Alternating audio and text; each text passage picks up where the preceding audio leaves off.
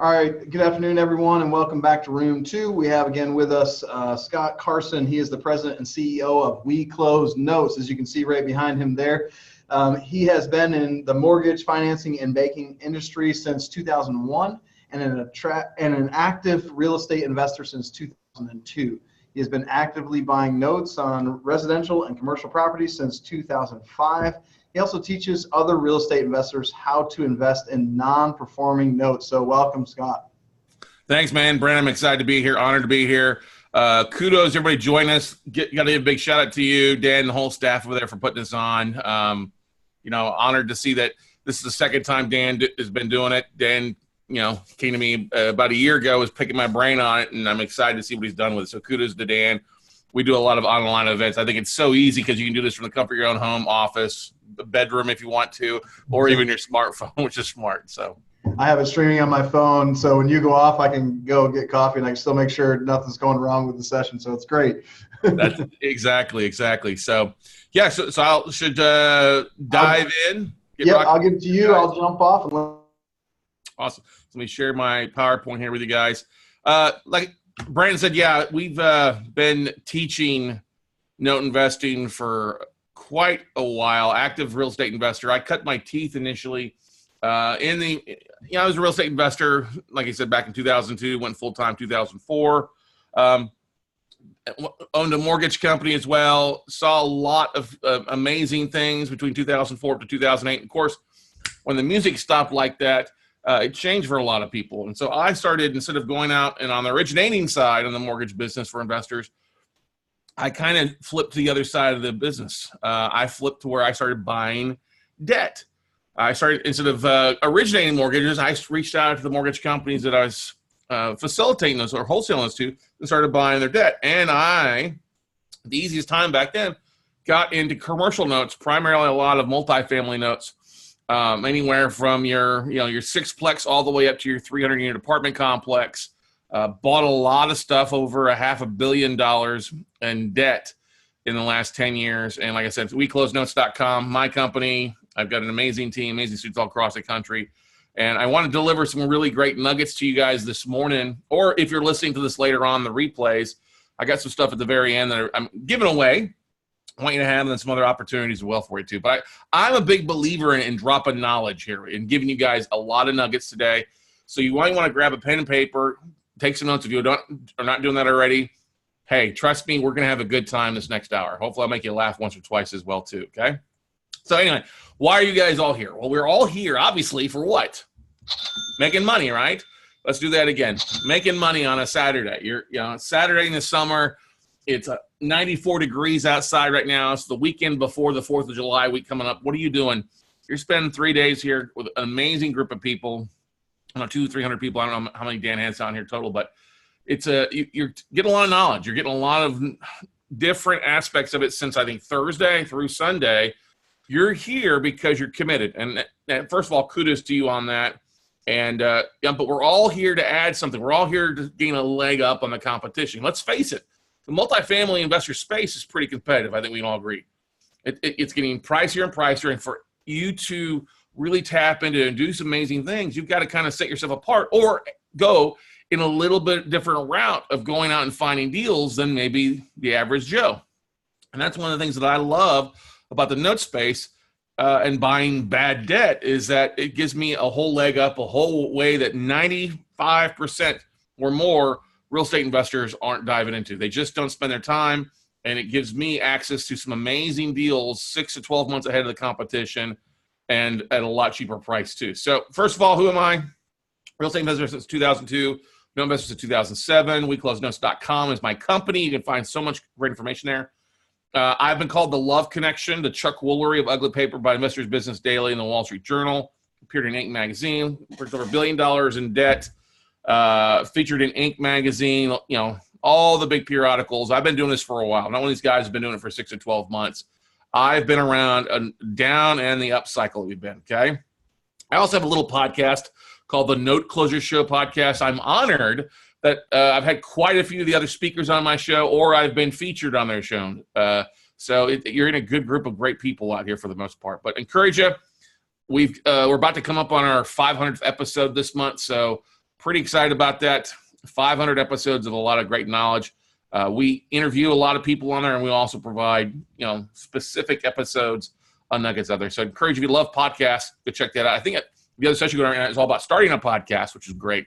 But we don't have PodFade. We've been around for a while and do that. So this year, 2019, I'll end up closing on somewhere around 500 plus deals, 500 plus properties. Now, a chunk of that is residential.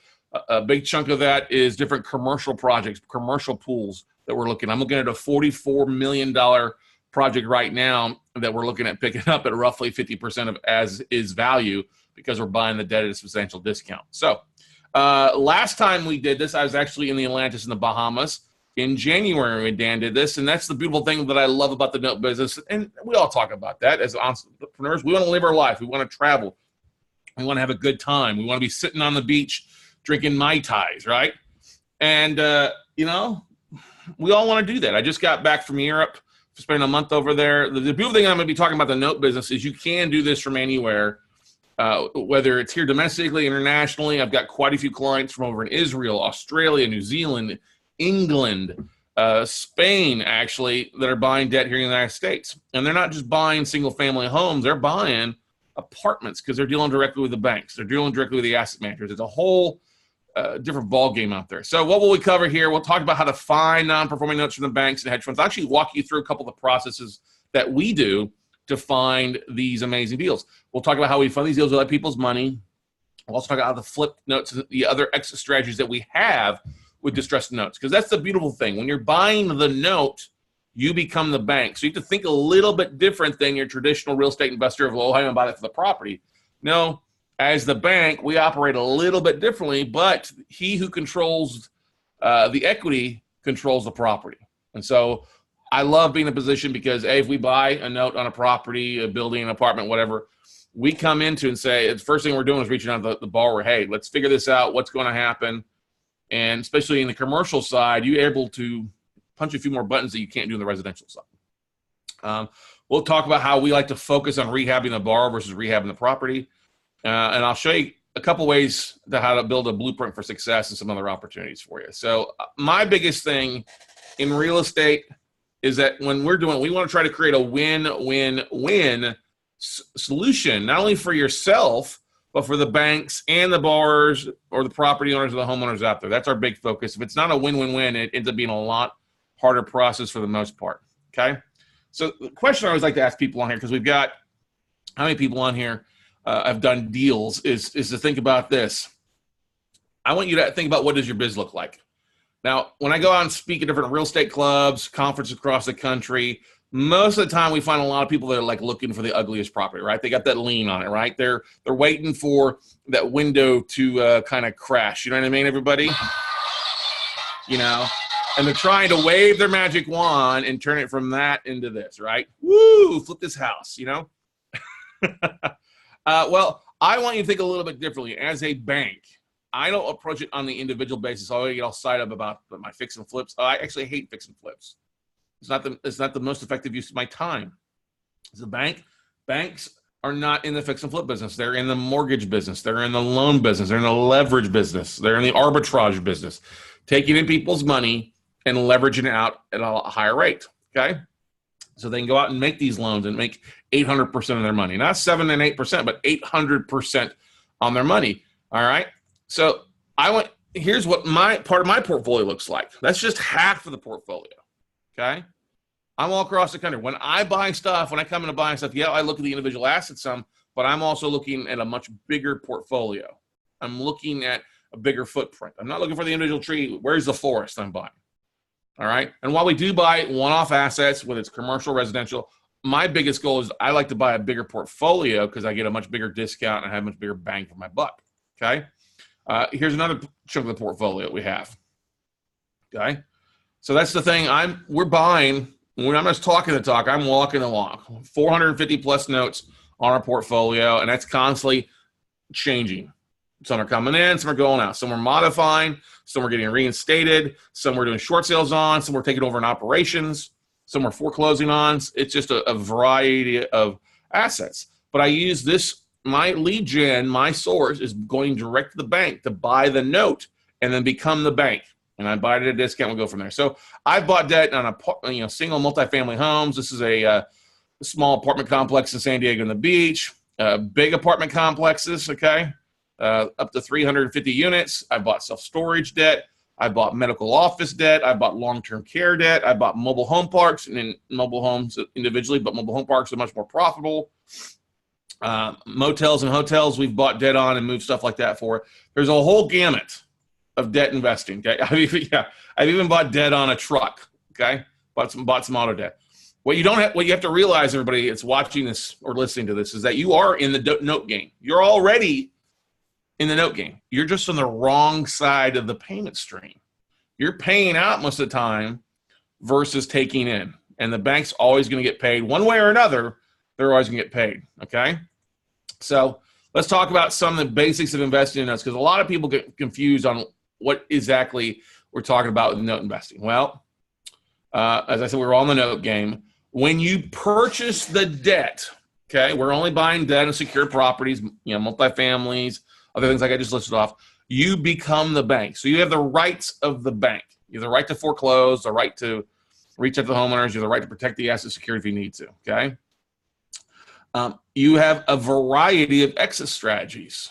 You've got a lot of stuff that you can do, starting with trying to get the borrower to get back on time. And if you're buying at a discount because the borrower has not paid in a while, and we've bought from notes where they haven't paid anywhere from 90 days to 6 years, you have a lot of flexibility. And the more in default, the further behind the borrower is, it gives you a lot more flexibility being the note investor and to get a bigger discount from the bank. Now, some people ask, well, why wouldn't the bank just foreclose?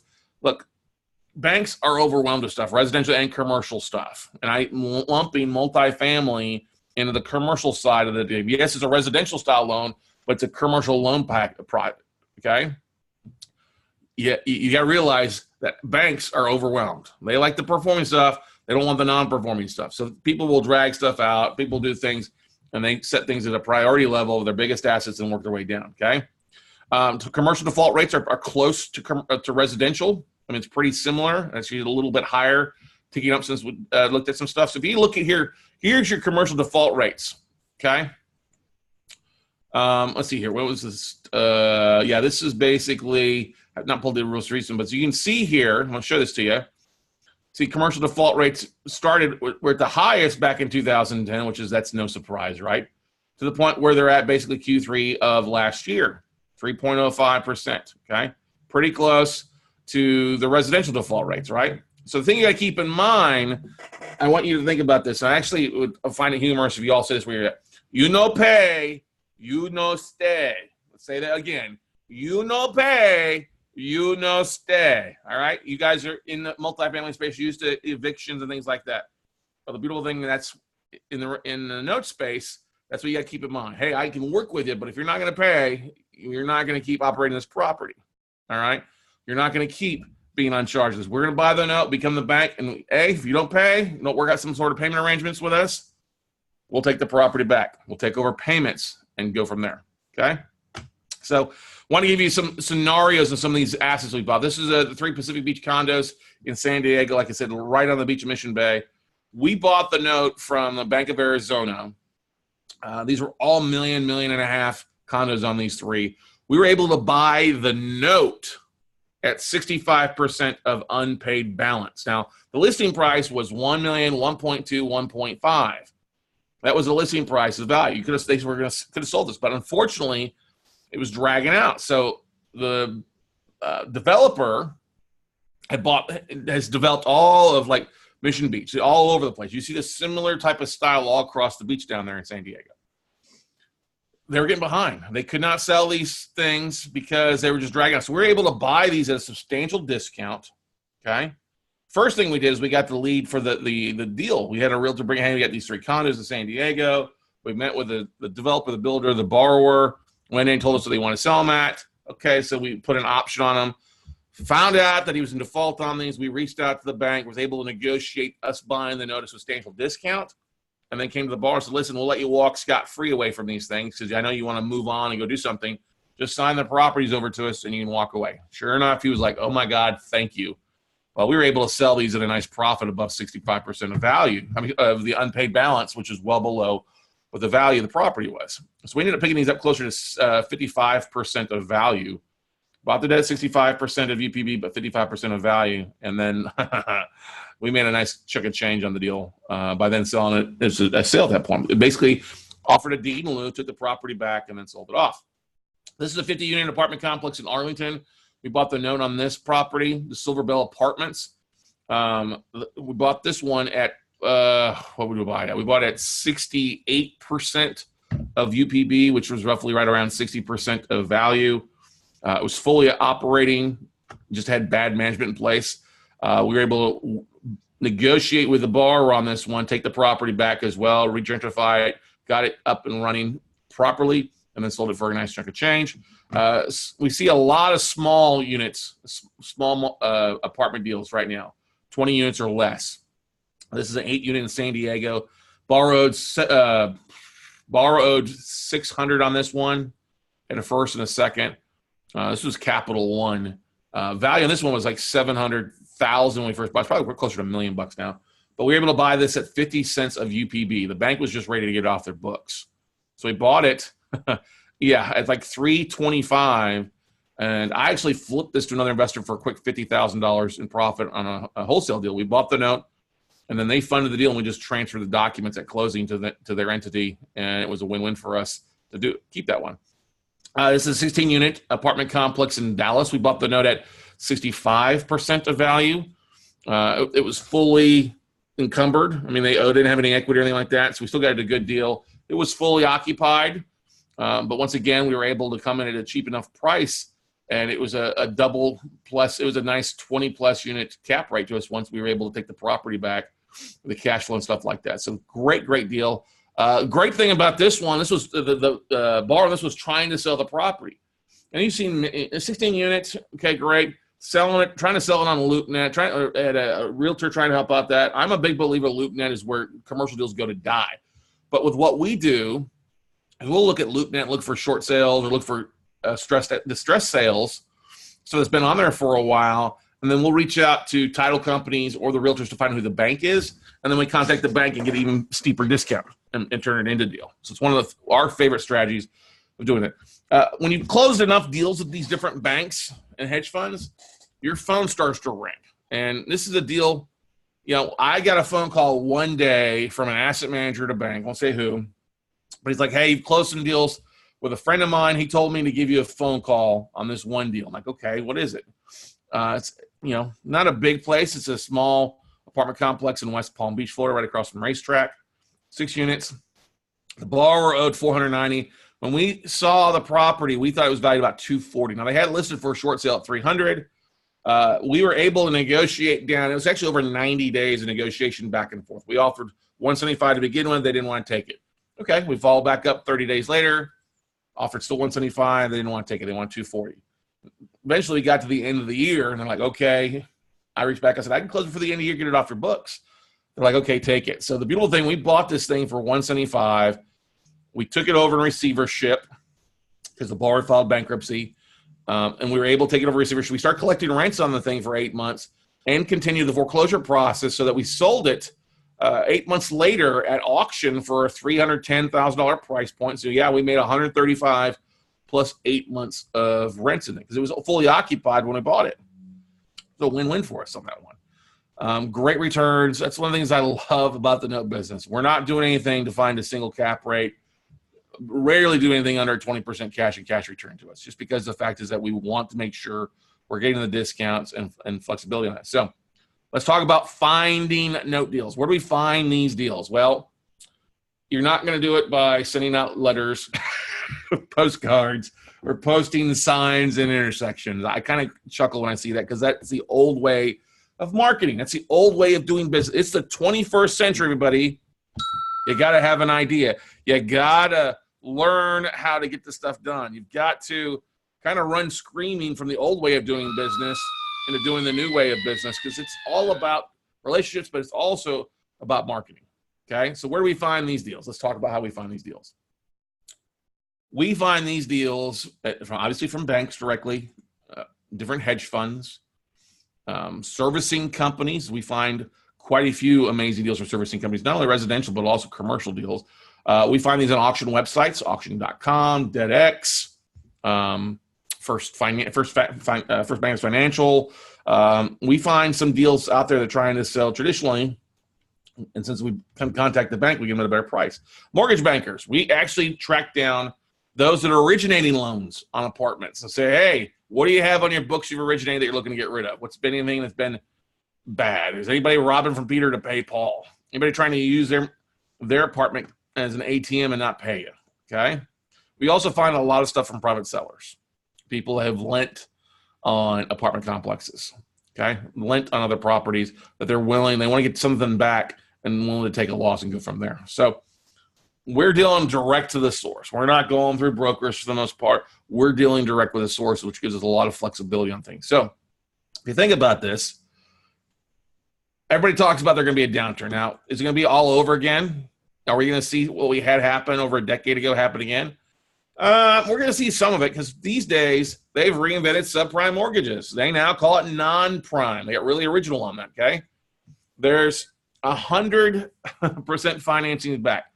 And they're giving literally this to borrowers with FICOs of 500 or less, okay? Or less. I've seen the programs. There is 100% financing on low FICOs all across the country, okay? They're giving loans on people with 1 day out of foreclosures, bankruptcy, short sales, okay? There's record default rates in auto, student loan debts, credit card debts. There's a lot of waves coming when it comes to, are we going to see a lot of the downfall again? So the question I like to ask everybody, finding these deals, if you knew what you know today, would you go back? What would you do if you could go back 10 years? What would you go back to 2009 and what would you buy?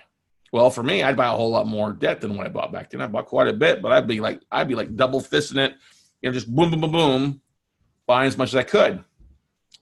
And I'd be making those relationships. Okay. So that's the important thing to keep about it. If we see, because the future is just a history repeating itself. Let's face that. Okay. 2008 is going to happen again. Maybe not as extreme, but we're already starting to see a recession. We're already starting to see property, especially in some of the higher markets like Miami and Dallas and Houston, California, Vegas. We're already seeing a lot of short sales. I'm already seeing an uptick in commercial defaults over what the number is. What's funny is my phone is ringing. My emails, I'm getting hammered with bankers emailing me, with people coming in and saying, hey, Scott, are you buying? What are you buying? Okay. I've got some new stuff. I've got some new stuff. And I'm starting to see stuff interesting that I hadn't seen a year ago. And so it's an increase in stuff coming across the board. You just got to know what you're looking at because it's a little bit different ball game when you're buying the debt, especially on an apartment complex versus what a lot of you are used to. So who am I looking for? When I'm looking at a bank or I'm trying to reach out to a bank, who's the person that I'm looking for? That's what you need to know, okay? Who's the man or the woman in charge of the bank that handles the sale of their debts? Well, they go by specific job titles. They go by specific names in the banks. And basically three main names that you want to look for. And I'll show you how we track these down. I'll literally get off my PowerPoint and show you how we go do this, okay? So you want to look for special asset managers. Now, most banks will have a special asset manager over in charge of residential and commercial, okay? If you do this search on LinkedIn, it's like 273,000 connections potentially on LinkedIn, all right?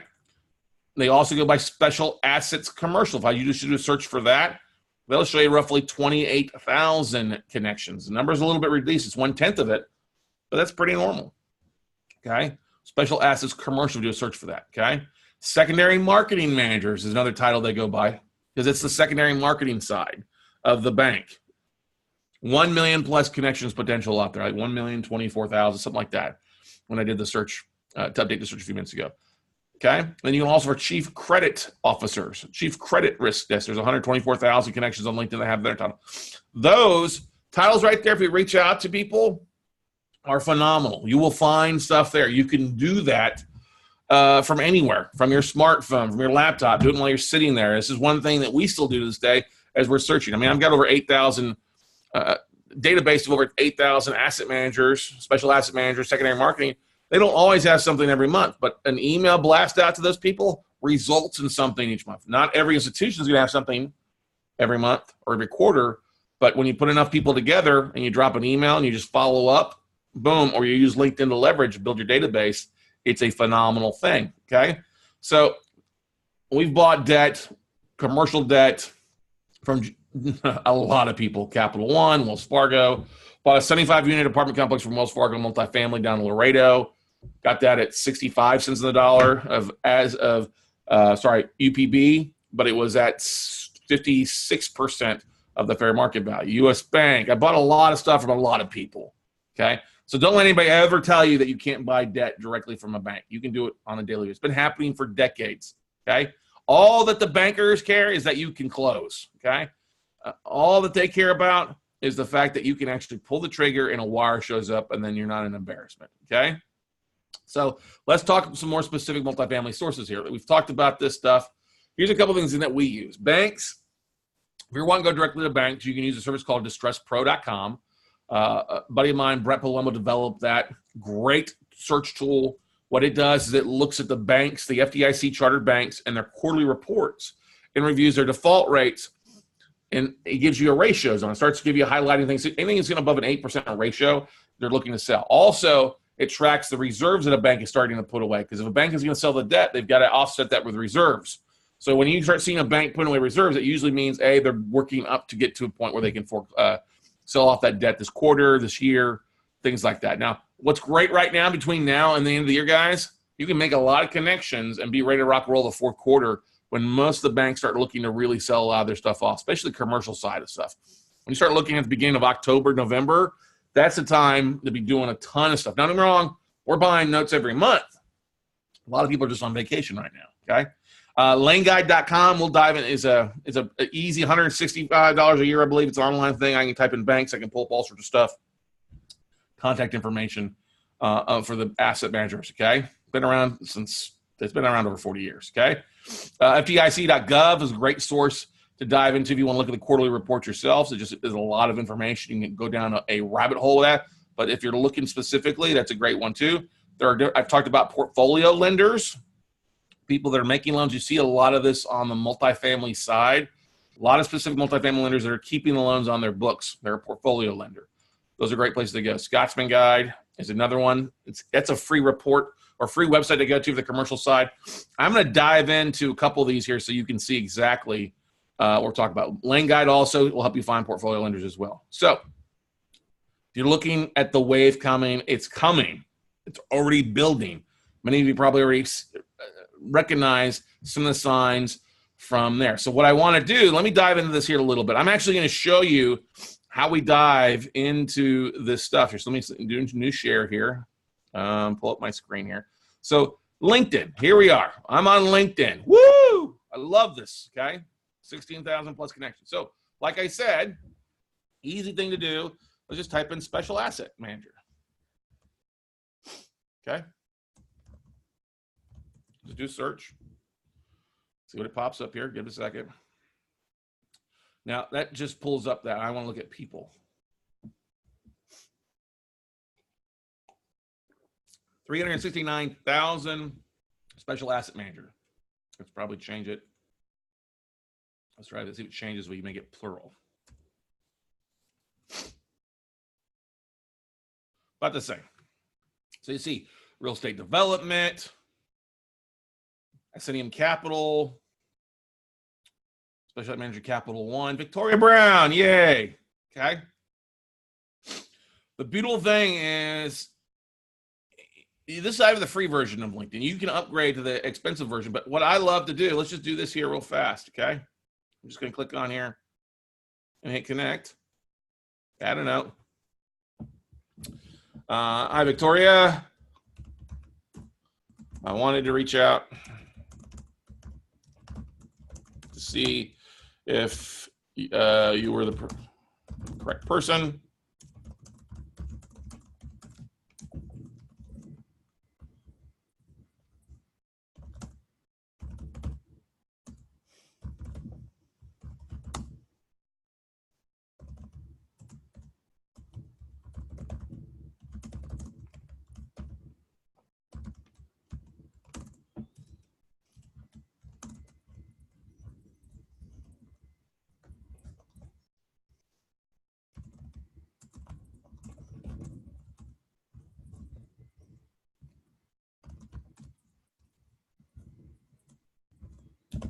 So that's what he said. Hi, Victoria. Wanted to reach out to see if you were the correct person to talk to about buying your firm's distressed notes, residential, commercial. I'd love to visit with you, see what you might have with any hair on it. And then I'll just put my email address down. Now, thing that happened, obviously, maybe some of you may know this, but you used to be able to export your connections from LinkedIn for free. You do it all the time. Well, in Thanksgiving of last year, they stopped that. There's a service called LeadFuse that I use, though, that still allows me to go in and pull people's emails if they've got it on their profile in an easy search engine. So that's a pretty cool service that I use with that. Yep. If you got questions, post them there. We'll get to them at the very end, guys. But this is one of the things that I'm doing. We're doing to my staff. You can hire a VA to do this. Go through this and rock out. Literally finding tons of people right there. That's special asset management. Let's type in secondary marketing.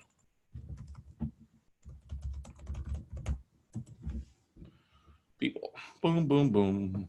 Okay. 1.4 million. Remember I said just over $1 million? It's gone up some. Okay.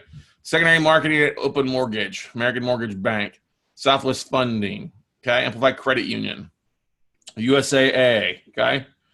Let's type in secondary marketing. We'll just type in commercial. That number is going to shrink down quite a bit. Yeah, so it's about a fifth of that. Senior secondary marketing at the cooperative bank, okay. Capital markets. Anytime you see that, it's a good sign. Secondary marketing, residential, commercial, multifamily, right there, buddy. Zachary Everett. Okay. Same thing. This is an easy way to reach out, and it's free. Everybody, free. All right. If you don't get anything out of this presentation, I hope you get this. All right. Now you just got to go out and use this. But this is the beautiful thing about LinkedIn: secondary marketing, special assets, secondary marketing, commercial, chief credit risk officer. LinkedIn will help you find this. And it's just a matter of copy, paste, copy, paste, copy, paste. All right. But what you have to do is make sure your LinkedIn profile shows some sort of real estate experience. I know all of you are active investors. Hopefully you're all active. Make sure that your profile is complete, because that's the first place they're going to go to. But you know what the great thing is? You can see who's looked at your profile. So if they've clicked with you, I like going over here and seeing who's clicked on your profile, okay? That's the beautiful thing. You click on my network here. Come on. Yeah. It's a great thing. People have worked with. It'll give you more suggestions of connecting with people, but you can see who's stalking you, okay? Hey, Mo Allen, okay? You see who's stalking you and go from there. So that's the beautiful thing. LinkedIn, everybody should be using it, okay? Now, another source that I talked about that I really love is Lane Guide. Now, Lane Guide is probably the easiest thing for you to pull a big list of stuff on a basis and be able to reach out to it. So Lane Guide, pretty inexpensive. I don't get paid to promote it. It's just something we use on a regular basis. No, you can't have my login. But immediately, what's great is if you're looking for, if you see a property is financed with a particular bank, you just got to go straight up here and let's just say, let's say you see an apartment complex is financed by Bank of the West. Let's just type in Bank of the West. Okay. Search. It's going to pop up too. What we want to do is look at the major one. So Bank of the West, California, is what we're talking about. Okay. So let's click on this one. Bank of the West. And you start seeing numbers. You start seeing stuff on here that's helpful. The Real Estate Loan Service Center, the Consumer Loan, Special Assets Department. We'll get that in a second. That's where we want to see. Second Trust Deeds, Direct Loan Production, RV Financing, Loss Mitigation, Corporate Headquarters is going to Commercial Special Assets Department, okay? Collections, Revolving Credit Lines, Direct Servicing, Administrative Office. Now, not every bank is going to have all these departments showing up there. It may just be the corporate office. But what you find here is two very valuable things. Special Assets Department. So if you click on this one here, this should be a Martha Torres, and boom, lo and behold, you've got a direct phone number and an email address for a lady. I wish it was always the case. When it shows Special Assets Department, usually you're going to find a name and a number in there. Now, if they don't list a Special Assets Department, then you go back to the main administrative office or the corporate headquarters, call that switchboard, call that phone, and ask to speak to somebody in Special Assets. Now, that's Martha Torres. It's probably go down here, go back and look at the Commercial Special Assets. probably Dana White. Yep, Dana.White at Bank of the West. Dealt with her before. Dealt with both of those ladies before on their residential. Now you've got a direct phone number and a direct email for a person in charge. Boom, shakalaka. You're welcome. All right, thank you. Thank you very much. Okay. Now, I'm joking with you guys in a way because this stuff is literally minutes away from you. And what happens is we get so bogged down a lot of times in doing the old way of doing things. Well, this stuff is right here. Why spend all your time chasing other things when it's literally right here at your fingertips? And that's the thing. Lend Guide, $100, $165 a year. That's great. Okay? Type in a bank, find some stuff out. But Lend Guide even makes it a little bit easier for you, which is kind of nice. So if we go back to the home screen here on Lend Guide, it's got all these different search toolboxes on the left-hand side. Now, the thing when you're dealing with a note space, when you're calling a banker, don't say you want to buy their REOs and notes. They'll just send you to the REO department, which is a phone number. It's a voicemail box where it says, hey, please call the listing agent. So don't say REOs. In the note space, REOs are a 4-letter word, okay? It's not worth it. It's a waste of time. Notes. I want to buy your notes. I want to buy your notes. That's what you look for. But Lend Guide lumps REOs and notes or special asset managers on both sides into this one box. It's okay, because this is where the magic happens here, okay? Here's where the magic. So you pick REO property type. Well, we don't residential. Let's talk commercial. Let's pick a state. Let's pick Texas. Actually, let's pick South Carolina. Let's say it's Dan's home state, okay? South Carolina and the statewide primary department is what you're going to change, not REO and asset manager. You're going to go down to our favorite thing. Drum roll, please.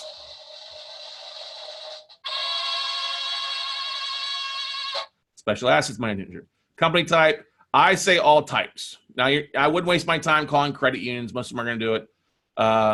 Government agencies sometimes, loan servicers, and finance companies.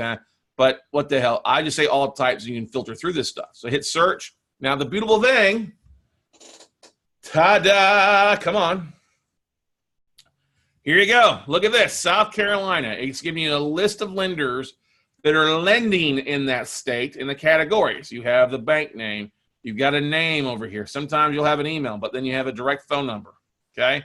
Ameris Bank, Skip Mullen at Ameris Bank, and skip.mullen at amerisbank.com. Look at that. Isn't that beautiful? This is the stuff that gets my jollies off because I get excited. But yes, it gives you Bank of America, Chase, some of those bank of the, you're not going to deal with the big guys. But look, Bank of the West, you've got Martha and Dana in there, okay? Capital Bank, all right? Cathay Bank, Kian Liu, dealt with them before. Dana Watkins at CBC National Bank, bought it from there. Palmetto Bank, we scroll down here. I bet they're down here. Oh, they're not showing up there anymore. But, you know, Regions Bank, I bought a lot from Regions over the year. South State Bank, SunTrust Bank, Synovus Bank, bought a lot from Synovus.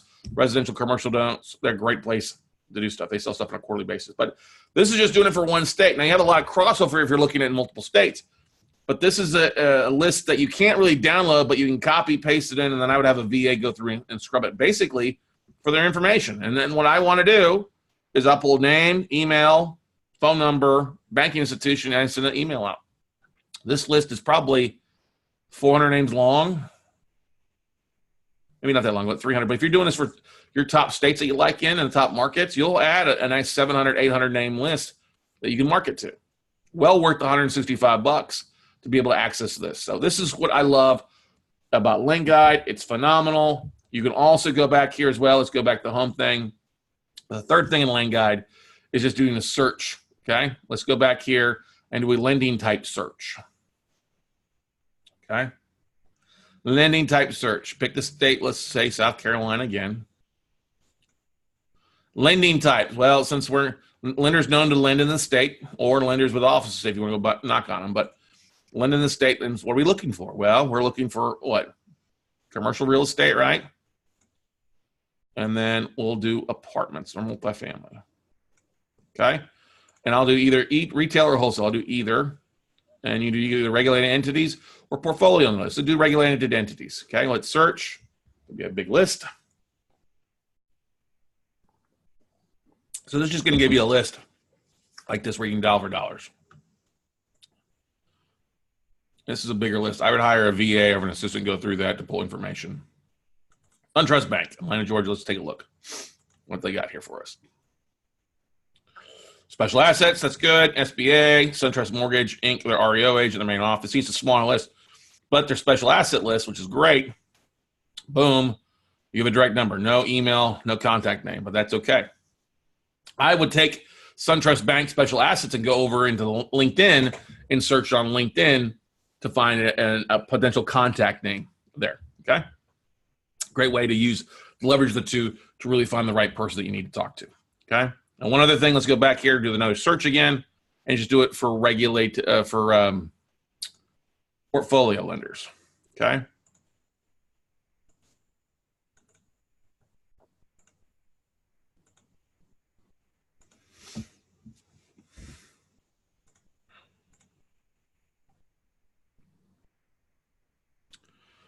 Oh, where is it here? Multi-unit apartment. You can see it's got a whole bunch of different things on there as well. Okay. Either or, and then we'll do it to independent lenders. Let's search. This list will be a little bit smaller. By not much.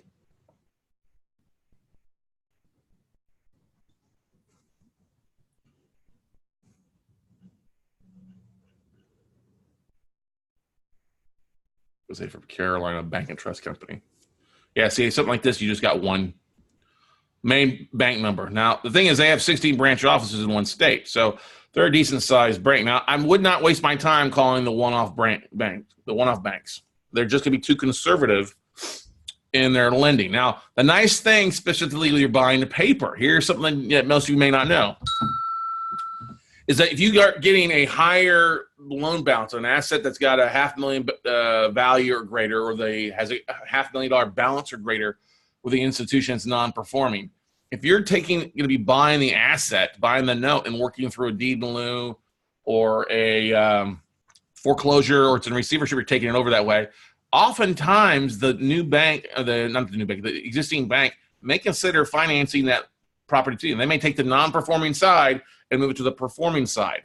It's all about your team. You don't have to have a lot of experience for that to happen. You just need to have good operations, good management team with you. You could be the weakest link as far as management on it, but if you've got experience in your team, and you've probably all heard this from Dan and other people teach us before, this is a beautiful way that you don't have to go out and raise capital a lot of times. You can get some great financing in place, and the bank is happy to do this a lot of times too, because it moves it from a bad debt to good debt. If you can come in, and it's a longer process than buying a one-off note and closing in 7 to 10 days. Buying a note on a commercial property, apartment complex, whatever, can be a 30 to 90-day process of closing and going through these things. You guys all know that. So,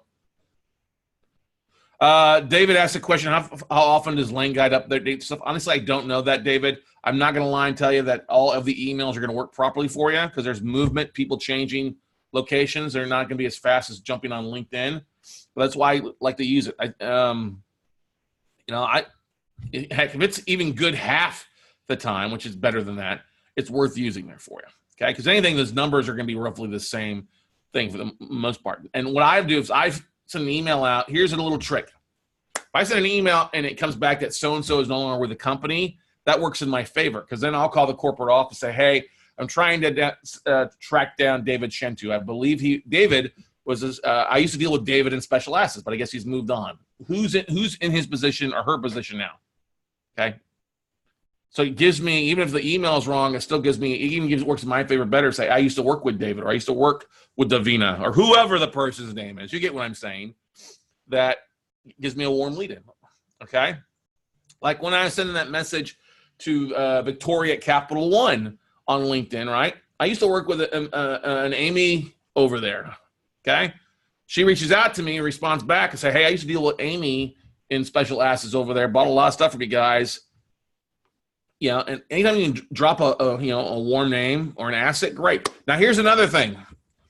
If you have an asset that you're working on, all right, and you know it's in default, or you're looking at that, I use that address. And you find out, say, we'll just do the same thing.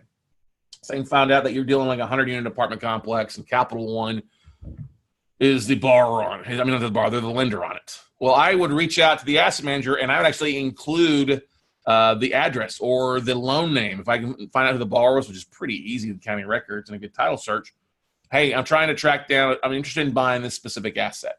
interested in buying this specific note. Now, this works a lot better on the commercial side than it does on the residential side. It's harder to track down buying a one-off note on a residential property because they're often pulled together. But on commercial notes, multifamily notes, it's an easier thing. It uses a warm lead in to get on their list. So a couple of things little tips that I would use with that. But lane guide, I would probably say realistically, probably 70% of the emails are active or good at any given time. It just depends on, Richard Lane is out of Vegas now. He used to be in Dallas. He used to be pretty good at updating some of the stuff, but it's, ebbs and flows. We use it. We scrub our list. We're constantly updating our list by using the lane guide and LinkedIn. Okay. Was this helpful? Was that helpful for you guys? Kind of showing you a couple sources there. Hopefully you enjoyed that. Another source that I like using, whoops, hang on here, is I talked about this earlier, Scotsman Guide. Scotsman with one T. No, it's not named after me. This is a guide. If you're a mortgage broker, you've probably seen Scotsman Guide. It used to come into the offices. It was like huge, basically like ESPN, the magazine, big magazine. It basically told you who was lending on what. When you needed to find a lender for a church or a beer barn or something creative or residential stuff, you could log in to Scotsman Guide and track down who was lending on it. Okay, who was performing that stuff. Okay. Stanislav said, how do you search for owner of the property and the lender? You just go to the county records, okay? County records, type in the address. It'll pop up who the listed owner is, okay? Then if you go over to the county clerk side and search by that address, it'll often tell you the most recently filed deeds for mortgage. That's how you do it, Stanislav, okay? All right. Call your title rep. Hey, can you tell me who the owner is of the most recent of the lender on the property? That's all filed in the county records. Easy to do. You can use Netra Online to do that. But anyway, Scotsman Guide here. Now they got smart. They went online. They went from being charging to giving away for free. Okay. And this has some great stuff that you guys are going to like. So you're going to love this. Just kind of chill. Okay.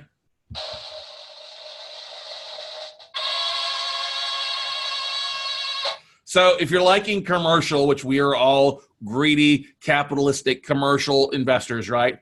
Here's what you do. You go to the commercial side, not the residential side for multifamily. You go to the commercial side, okay, and do a lender search. Oh, look at that. Commercial or multifamily. So we just click over the multifamily side. And the idea, this is helping you find originators, but what happens with originators? They often end up keeping some of their stuff. So let's do this. So I'm looking for lenders, let's say, that are going to lend, and say South Carolina is my favorite. Let's just say it's one of my states. Okay, South Carolina. Loan them out. I'll say it's at least $1 million loan. What type of property am I trying to get financed? Well, let's say apartments. Okay. Put whatever you want in there. Okay. And I'll just hit search. And I put an LTV. And now it gives me 31 matches of portfolio lenders, okay, that will finance stuff. Now, this is a real good thing because many of you guys I know are leveraging using other people's money initially, get it regentrified and go back and cash out and refinance. This is a great way to try to find people that will help you on the refinance side because you can see that these, like 5 Arch Funding Corp, purchase, rate and term, cash out refi, 13, 14, 15, 16, or they'll even do a bridge loan, okay? But the beautiful thing is, you see, minimum 500,000, max 10 million. What's 5? Condos, buildings, complexes. They'll do a whole lot. You see these direct sell. These are all portfolio lenders. They're not your traditional banks. They're portfolio lenders. And by portfolio lenders, they're usually retaining the loan in their books. So how do I find non-performing loans? I go to the originators. I go to the people that are holding them on their books. And this gives me a direct email, not really the email, but a direct phone number to reach out to RCN Capital and say, hey, what do you have on your books in the states outside of these? Okay. And that's the thing. It says Nationwide except specific states. Nationwide except states or specific states. Okay. Cherrywood Mortgage. Silver Arch bought from them. Fidelity Bank Corp bought from them. Silver Hill Funding bought from them for years. Okay. These are Apex Mortgage. We bought debt from them. You got 31, and this number is growing all the time, of potential sources. You got to reach out and see what they have in the books.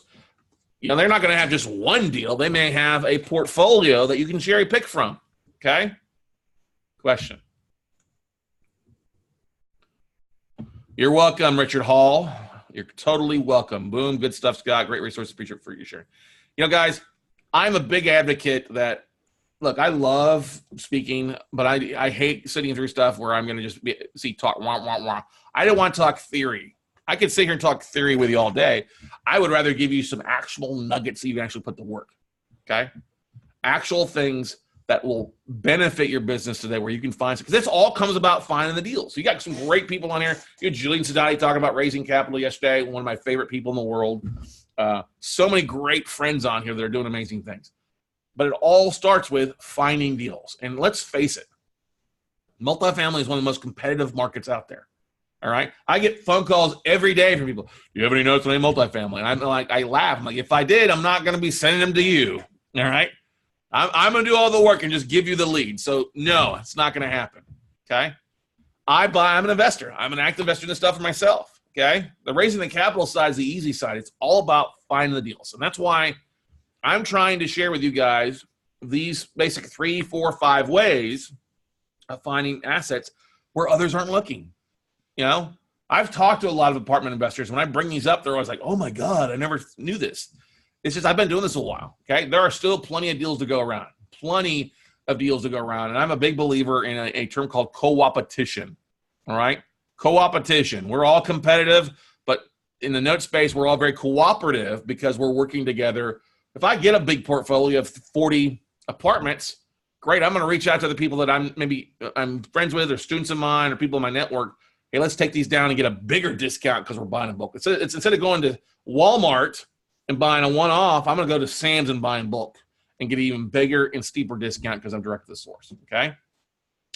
I'm going to cut out the middleman as best I can. But anyway, Scotsman Guide, this is a great resource. What do? I'm going to pick up the phone and call this number and say, hey, who's in charge of your secondary marketing, in charge of special assets or business development, okay?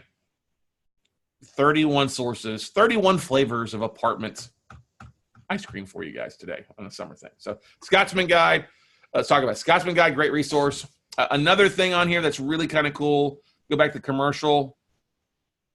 You can do also kind of a thing, we just do a commercial search. So just a multifamily, it's another kind of way to work the system here. It gives you all sorts of property types. So some of you I know are not just investing in apartments. Some of you are doing self-storage.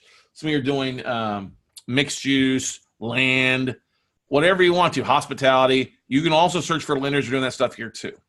Okay. So how many of you guys that are on the session here, just a quick in the chat roll, the Q&A, are looking at other commercial properties or besides just multifamily? Anybody? Okay. We're just jumping on the hottest bandwagon because you see it everywhere. multifamily. Great. A little saturated, but how many of you guys and gals are looking for other stuff that makes sense? Self-storage, mixed use, okay? Hotels, whatever. Other commercial properties. Anybody on here? No? Okay, fine. You're not. Anyway, this is a great way to use this as well. Same thing, other resources, because you're going to get stuff. Like I got a list in from an institution the other day that had all sorts of property types. It had everything from multifamily to a carne asada, a little Mexican restaurant down in the valley, to a beer barn. It was kind of funny. You see some weird stuff sometimes that the bank is financed on. And I got a dispensary in Los Angeles and a grow house. I got a mixed use in outside of Gulf Shores, Alabama. Some great stuff that we're working through. So I always like to see what you guys are interested in besides just the traditional multifamily stuff. But anyway, there you go. If you're looking to build, you can find construction, hard money loans on here. Scotsman Guide is pretty stinking fantastic. Okay. All right. Where was I? Let me go back here. We've covered that. We've covered that. Let's do back to my presentation there. New share. So if you don't think this is going to happen again, be concerned. I am very concerned for you. We're going to see a downturn. That's the one thing that I worry about when I see people getting so excited about a hot market that, hey, what's going to happen when the market turns south? You get all busy, you're buying, overpaying for things, and the market goes south. If it goes down 5%, 10%, are you covered? If it goes down 20%, are you still going to be in the black or going to be in the red? What happened in 2008 I got into the market was that I was getting all these multifamily sent to me that people had financed 3 to 4 years earlier. And so I started buying all these substantial discounts from some of the big gurus out there who were on the loan because they overbought. They overpaid for the asset. Okay.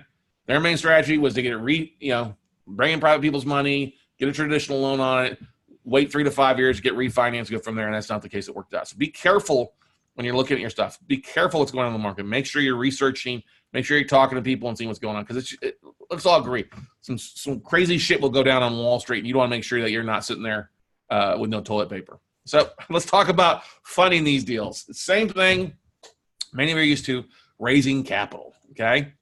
How do we fund these note deals? Well, we use a lot of self-directed IRA money. Quest Trust Company, I think you had Nathan or Quincy on here earlier this week. We are one of their biggest referrals of new accounts each year, and we just love them, okay? Now, no bank will give a loan on a loan. They're not going to go give you a loan on a non-performing loan. Now, the originating bank may give you may move that to their existing side on the commercial side, but if it's really non-performing, the bank really wants it in the books, you're going to have to go find money to do it, okay? It is rare to find hard money lenders who understand this stuff. A lot of these guys across the country, they're used to giving on residential. They're not understanding the note, especially on a multifamily, okay?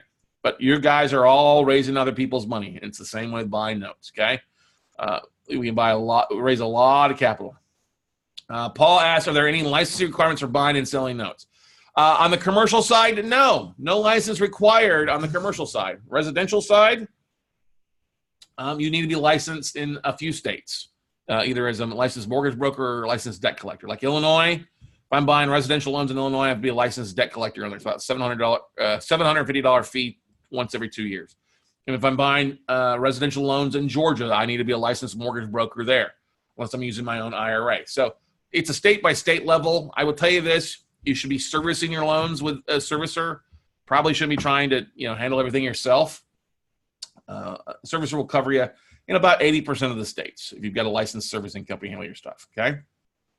But you guys are familiar with this. We've used traditional IRAs, Roth, ESA, solo 401ks, HSA, cash to fund all these deals, all right? Now, the beautiful thing, when you're buying an apartment complex, you're buying a note. Most of the time, the bank is not wanting you to put up any earnest money because they don't want to take a little bit. They just want the whole thing to come in and funding. So you can drag stuff out for an extended period of time. Ask for 90 days of due diligence. Maybe they'll give you 45. That's often enough.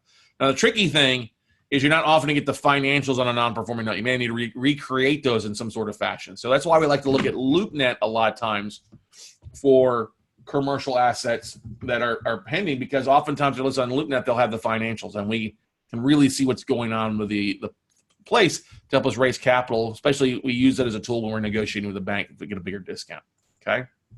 So how do we find investors? Same thing. Many of you guys doing REI clubs, meetup groups, self-directed IRA investors. This is one thing that we do a lot of in tracking down self-directed IRA investors, okay?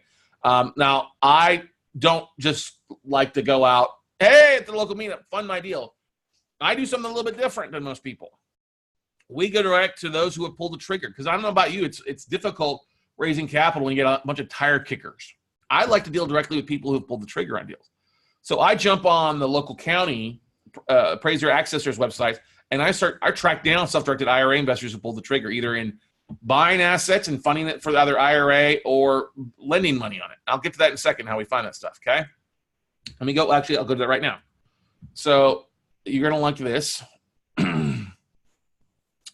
I go to a website called Netra Online. I know. I got to share my screen. Hang on here. Yes, thank you. Screen sharing has stopped. Many of you may have seen this. Maybe you haven't. So Netra Online, this basically tracks all the county websites in America into one spot. All right. Free website, Netra Online.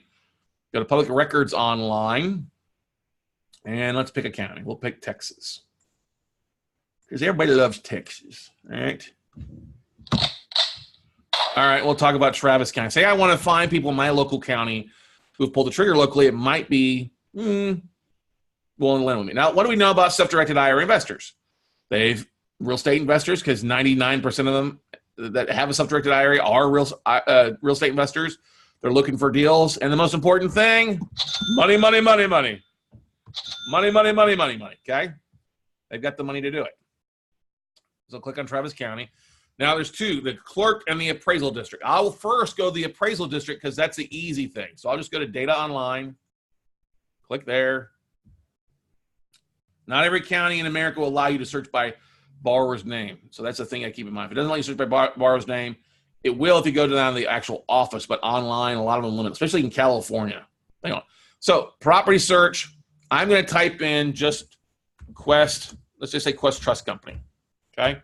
I'm just going to do a search for 2019. So on the county appraisal district, there are 14 properties where the borrower was a Quest Trust Company client. So you can see here, Rialto Boulevard, Sharon Road, Quest, aka Quest IRA. So let's just click on one. Hits view details. $853,000 value. So this one is Quest Trust Company for the benefit of, it should be FB of, if FK of, Karen Crouppen. Okay. Now that's the mailing address for the Quest home office in Houston, but I can find Karen Crouppen. I bet she owns other stuff here in the county. Crouppen, Karen Crouppen. Remember that. So let's go back here and do a search here. Got 14 people there, right? Let's type in Crouppen. Okay. Lo and behold, I found Karen's home address. $538,000 appraised value. It is located in 78734 Lakeway, out in the lake. There you go. Now I have Karen's mailing address. I can mail her a postcard. I can probably find her phone number. I can send her an ebook. I can send her a postcard. This is the only direct mail we do is to IRA investors. Okay. But in less than 5 minutes, I found an IRA investor who's got a $500,000 property in a nice part of town on the lake or right near the lake, and then also has an investment property here locally as well that she's used her IRA. Okay. Now that's a great thing. Now that's just like typing in Quest Trust Company. Now we all know Quest just changed their name. Let's look at Quest IRA. 32 people, same thing. Quest IRA, Quest IRA. Let's just find one on here. Boom. This one here, 908 Nueces, that's downtown. Okay. For the benefit of Bruce Scaff IRA, 17, once in that same thing. I'd go back and look for Mr. Scaff. Okay. But I love doing this. Actually, I take that back. I don't do this. My assistants do this. My VAs or our interns do that. So we'll type in the different major metroplexes, the markets across the country, all the major IRA companies. Okay, they're like 40, 50 self-directed IRA trustees or custodians. So we'll type that. Let's type in equity bust. All right. And see what they say here. Equity bust, one of the biggest in the country. Same thing. There's 145 here in Travis County. All right. Same thing. Now I just got 145 potential investors that I reach out to. Okay. Now, what are you going to send them? I send them a postcard. I send them a letter. There's a couple things that we do to reach out to them directly. But I know they fit my biggest categories. How do they fit my biggest categories? They've pulled the trigger. Okay. They're looking for deals. And C, they have money. Okay. And it doesn't all have to be their IRA. They have other investment sources a lot of times. Let's all face it. I mean, you talk to Nathan Long, they got $1.2 billion in asset under management and $300 million of it is sitting in 0% accounts, not making money, waiting for somebody to reach out to them.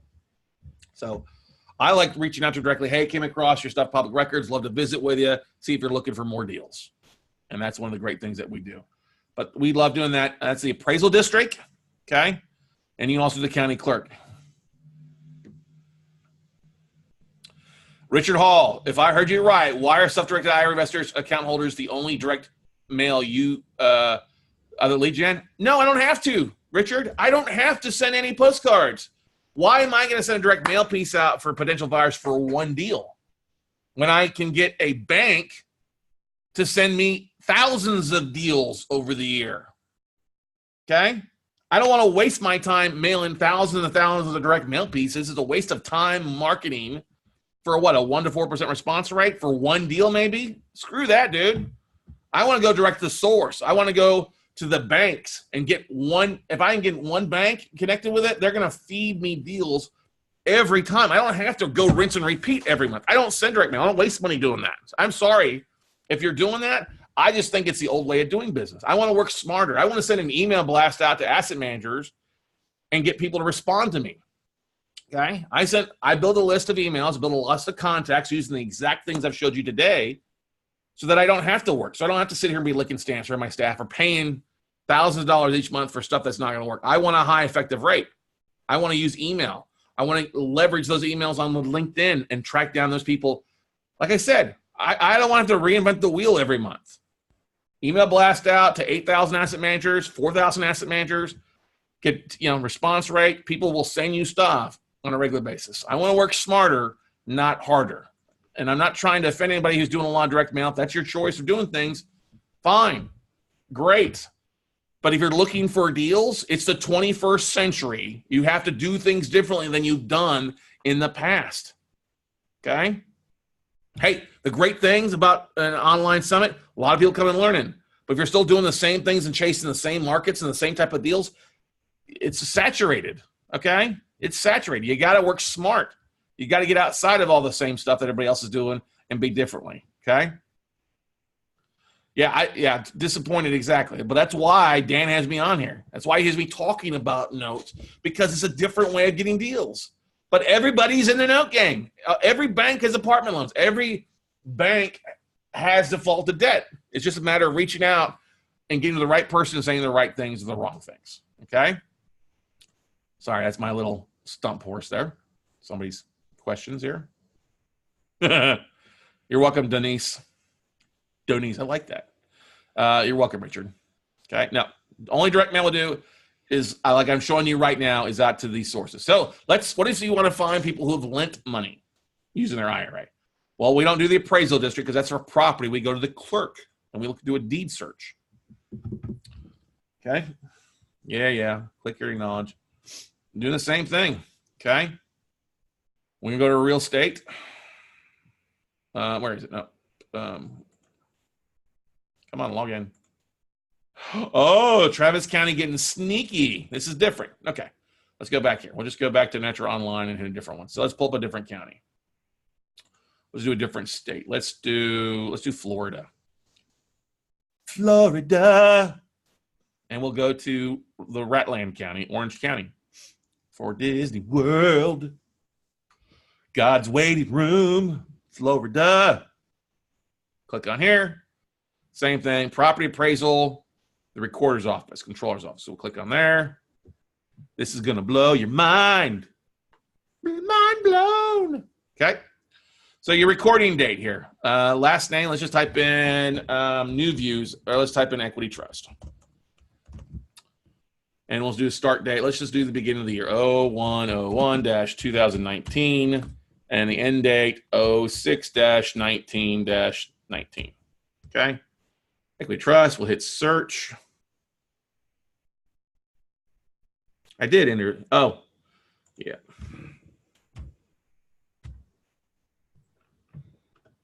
Search.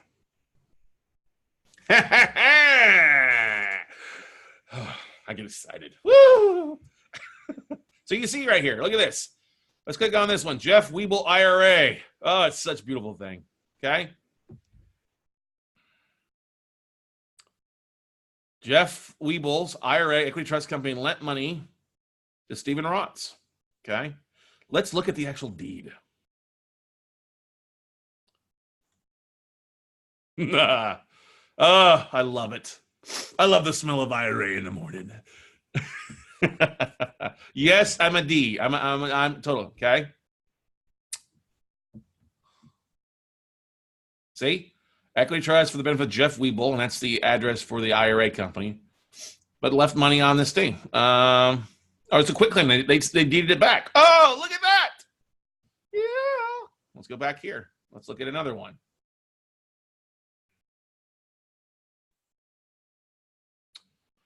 Let's see. Notice the commencement deed. Mortgage. Here we go. Mortgage is what we're looking for. All right. By To Goo Inc. to Alec Ross IRS. Let's look at the view of the images.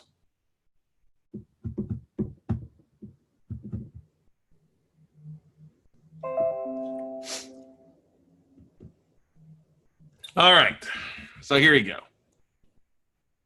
Balloon mortgage. Let's see here. 2019.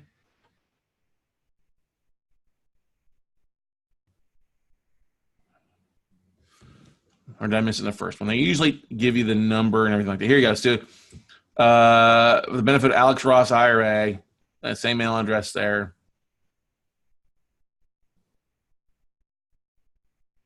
There's usually a amount on here. Doesn't really matter because you know you've got the information you want. You got Alex Ross IRA, okay?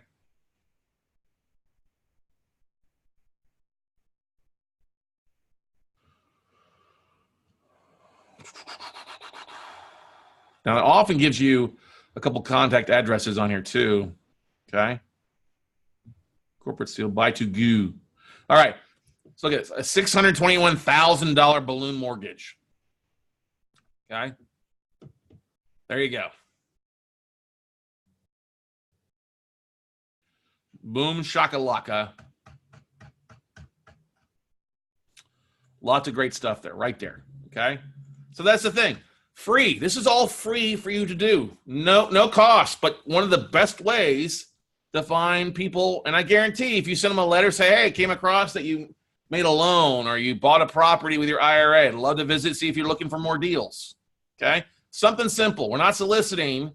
We're just trying to make contact. We're trying to make that really connection. Now, if somebody's lent $621,000 in the IRA, they're probably an accredited investor. Can we agree to that?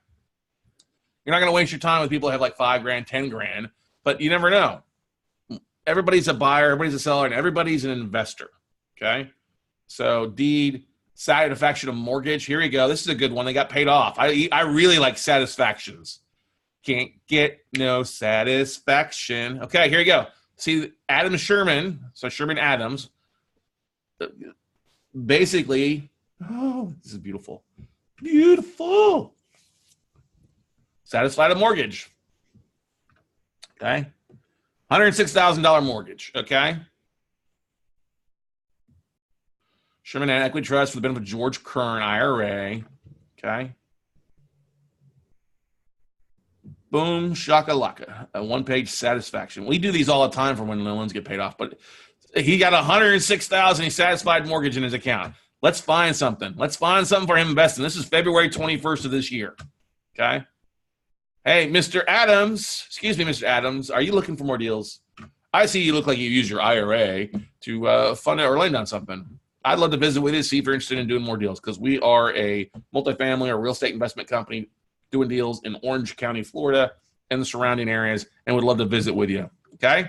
Simple stuff. I know I'm coming up on I'm about out of time here. So anyway, that's what we like to do with a lot of this stuff, everybody. Let me go back here as I flip through some things because I got like a minute left. I just realized there's all sorts of different exit strategies we can go through. What I'm going to do here is I don't have time to go through all these strategies. I've got a thing that discusses this for you guys to be able to do this stuff. I've got a ton of videos online. There's 10 different ways you make money with different exit strategies in the notes. Law of averages, you're going to end up buying 10 notes, 3 to 4 modify, 3 to 4 deed loan. The rest you'll end up foreclosing on. But what I want to do is I'm going to get this thing here while we got time because I respect your times, respect staying on time.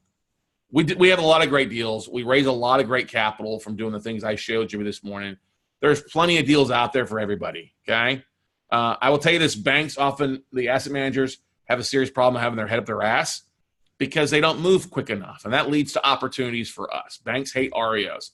So there's huge opportunities for us as real estate investors to really make things happen, okay? That's what you got to realize. So we did a lot of great wins by working smarter, not harder for everybody. And I just want to get to this thing. So a lot of people get into real estate investing all excited, but you go and talk to them 6 months later and they're feeling like they want to kill somebody. Well, we've tried to take that out of the issue here. So I've got a couple of things I want to give you guys here. We do everything. We help people with everything on the note side and help them get things started, find the resources to their love and life. So I'm going to flip forward here. I've got a lot of students that are doing amazing deals all across the country. And I started teaching because I was finding more deals than I can handle. And that's what we love. I love to teach. But I'm not here to put you on a class. I'm here to give you a couple things. All right, our last mastermind, our students combined together done over 2,000 deals themselves. So the catch is investors don't know what they don't know. That's why you're here this weekend, right? They need someone to call. They need someone to reach out to when they're struggling with one of three things: finding deals, marketing, and raising capital. And that's what we specialize in, okay? We help people give a game plan. So I'm offering up my book. I've got a book, How to Buy Real Estate for 40% Off, How to Tap into the Secret, How to Break into the World of Note Investing. This is free. No dollar thing. If you go to noteblueprint.com/freebook, noteblueprint.com/freebook, you can download the ebook, okay? It's a great starting point. Goes through different exit strategies there. I have tons of videos on my YouTube channel. Would really love if you want to go over to youtube.com/WeCloseNotes. Subscribe there. Over hundreds and hundreds of free videos and interviews from our podcast. Listen to the podcast. Be glad to do that there for you. I do have a specific note camp commercial coming up. It's a 3-day online, something like this, end of July. It's designed for those that are serious about commercial notes, not residential. This is all about commercial notes. We're going to have over 30+ guest speakers on that. It's normally $6.99. If you guys are interested, you can go to notecamp.live. Use the code MFIN. MFIN. It'll knock it a half off. For the next week, I'm running it at 25% off because it's 4th of July. But if you use the MFIN code, it'll knock it off at 50% for you. So you get it for less than $350. But I'd love to have you attend. Great speakers on different specific commercial, whether it's multifamily, mixed use, development, land, RV parks, self-storage. I'm bringing some of my asset manager buddies from banks on to talk about the market, and we're really looking forward to this. So I want to say thank you for joining me. Thank you for those that stuck around. Hopefully you got some nuggets out of today's session. And honored to be here, guys. And Brandon's here to boot me off to take a break. Giving you the hook. We're giving you the hook, Scott. No, no, Scott, thanks for being with us. Thanks for all the great content. I did not get a chance to hear your presentation last summit because you were in Dan's room. And so he tries to hog all the glory. So I'm glad I got you in my room this time. So, I think I saw that. I went to room 2 this time. I was like, that's okay. I'm against a podcasting summit. I'm going to score here. These are the serious people that I want to deal with. There you go. That's right. And it's a Saturday. So, it's hard. It's hard to convince people to get up and watch at their computer on a Saturday. So, and that reminds me, make sure these are all going to be downloadable videos. It's all the package. So you can have these videos at any time. So if everybody's leaving on 4th of July vacation this week. So, be sure to download this video. Check out Scott's video. A lot of information there. You can use that in many different ways. So be sure to check that out. Scott, thank you so much for being with us today. Thank you so much, guys. Once again, there's my contact info. Book is free for you guys. Download it. And I wish you all the best. If you have any questions or want to reach out to me for more stuff, I'm glad to. That's my contact info. Have a great Saturday, everybody. Thanks. Have a great day. Bye. All right, everyone. Thanks again. With Scott Carson, and we have again a special fundraiser going on for Whitney Sewell. Please be sure to check that out. I'm going to post the link again. We have a $5,000 match contributor anonymous for that fundraiser, so he's going to match up to $5,000. Plus, we have 2 other $1,000 match contributions in there as well. I've personally donated myself. A couple of people here in the office have done so please join us in that. It's a great cause. Whitney's actually on the other in room 1 right now. I think they just wrapped that up. So be sure to register for the next event. That is nextmfin.com for the 2020 in January. Please, you'll get entered to win the iPad. Go to the podcast, post a review, send a screenshot to Stacy at multifamilyinvestornation.com. And we will see you in just a few minutes for our next session with Henry Lai.